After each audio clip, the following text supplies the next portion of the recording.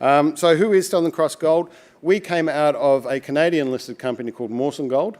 Mawson is listed on the TSX. It is run by an Australian, but has been working in TSX markets for a long time.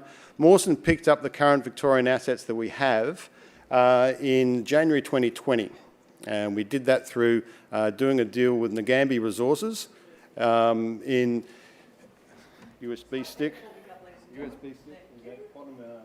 Bottom one. So we picked up our assets in January 2020. Lo and behold, the pandemic comes along. So we were able to get through that pandemic with our little piece of paper because the Victorian government actually had exploration as an essential service. So we weren't curtailed from drilling. So over the last 18 months, we've done 33 holes so far reported. And we've had, in that period of time, 13 above 100 gram metre intercepts at the Sunday Creek project alone, which is one of our 3 projects, which okay, let's have a go. There we go. All right, so I'm not going to go on this, but anyway, 3 things actually very quickly. 75 million ounces still in the ground. Fosterville, okay, epizonal. All right? They're going to come up again and again. Okay, where are we? In Victoria, we do have the Mount Isa property. That's the last you're going to hear about it. It's off to the side. We think we've got probably one of the best drill discoveries in Victoria in recent times. Grade width continuity, and as I mentioned, 13 over 100 gram metre intercepts at the Sunday Creek property on its own. And we're fully permitted. All right? We own the freehold at Sunday Creek around where we're drilling. And the team is experienced and has been together for a very long time, and I'll talk about that. 3 properties. So down the bottom here, Sunday Creek. Up here, there's Melbourne, 60 kilometres north of Melbourne is Sunday Creek, an hour's drive away, more or less. The Hume Highway cuts through the property on the western side here, all right? Very easy access to get to it. Then we've got Redcastle and Roo. Okay, and then the next thing, Fosterville, highest grade gold mine in the world. Costerfield, 7th highest grade gold mine in the world, and the 5th largest producer of antimony in the world, which again I'll get to in the end. And then Sunday Creek down the bottom here, as I mentioned, we own the freehold. We own this particular project 100%, 70% at Redcastle, earning into 70% at Roo. The joint venture that we have is with Ngambie Resources. Ngambie mine is here. This brown bit here is part of the 3,000 odd square kilometre right of first refusal we have over their tenement. So a lot of deal flow in that particular area. The other thing to say is that a lot of the information about the highest grade gold mine in the world, 7th in the world, doesn't really stay here in Victoria or Australia because they're owned by Canadians. Okay, the Victorian gold sector is dominated by Canadians. Mawson is a Canadian company, and we've spun out of it to try and bring these assets back into the Australian market so that Australian investors can participate in it. Okay, here we go. So on May 16, we listed. On May 23, we made our first announcement, which was 17 metres at 5 grams per tonne. And then a week after that, 2 weeks after listing, we made the announcement we had 119 metres at 3.9 grams per tonne gold equivalent. So therefore, that gave us a bit of attention that you may have seen, and also put us in as the highest intercept in Australia on the Australian market for that particular week. So it was a pretty nice way to start our life. No one-hit wonder though, okay? So here is just a chronology. All these drill holes around here are the combination of Mawson and now Southern Cross Gold that we did since early 2020. These dots are the plus 100 gram metre intercepts that we've had at Sunday Creek alone. The 5, these are historic, but these 8 are our own. Newmont says that if they have 300 gram intercepts on their property, they believe it's a bona fide discovery. We, on our own, have made 8, but we've got a total of 13 at Sunday Creek. So, zooming in a little bit into the Sunday Creek property, Up again on the map, just to let you know, there's Sunday Creek here. This particular plan view is just the top bit of the central area. These are soil samples. So the brighter red, higher grade soil samples. We're down here, just drilling in this little area, which is about 800 metres across. Basically, this larger rectangle is the freehold that we own in the 100% owned property. But this mineralisation extends for 10 kilometres beyond where we're drilling already. We're going to get a resource down here, but there's all this area up here which has not been drill tested. Not a single drill hole in it, even though there is historic workings all throughout this area. So plenty of upside in just this one part of one of our properties. Okay, long section of, again, that little dotted square that you saw before. It doesn't really come up too well, it does kind of on the screen. This here is an old working, so all our three properties were in production in the 1850s. In that very high production period of Victoria, at the very beginning, all three properties had gold production in that time.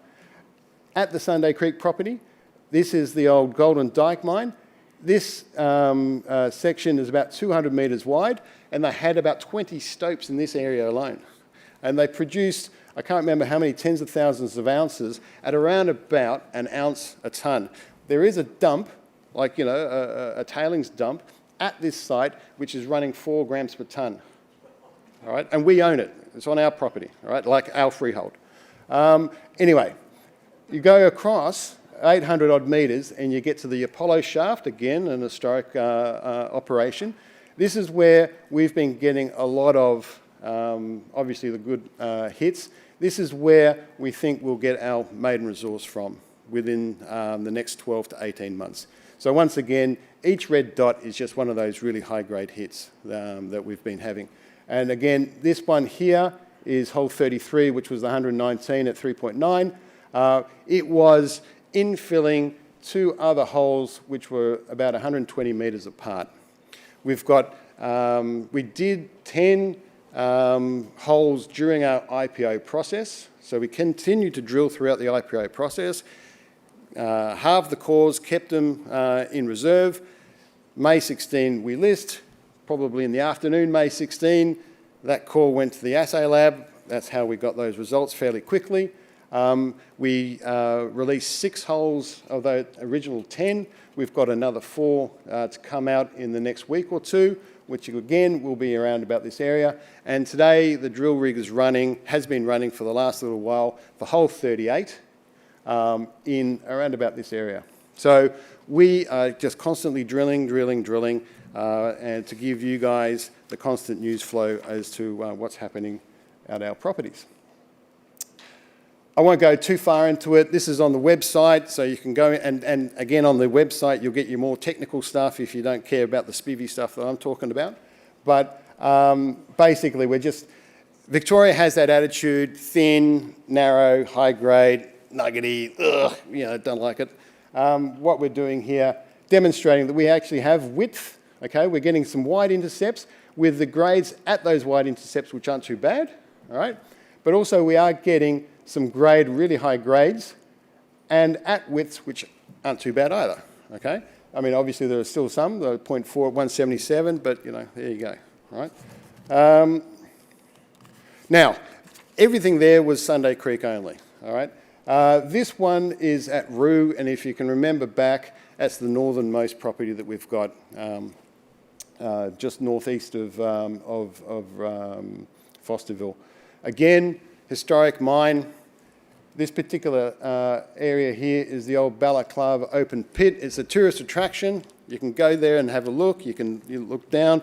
If you're a bit dodgy, you can go caving, which the government doesn't like, but people do YouTube videos of it. It's very claustrophobic, I tell you. And because they're going in through these old underground workings, okay, dropping down into the open pit and then going through the underground workings. So this was 1850s. This was one of the very prolific historic gold mines of that era.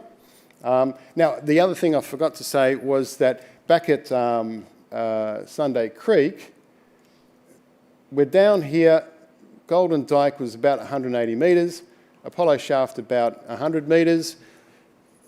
Couple of factors, water table, sulfidic rock. A lot of this is oxide, okay?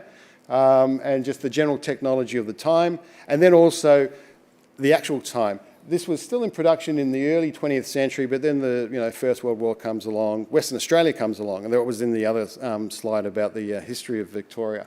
West Australia comes along, everyone goes away.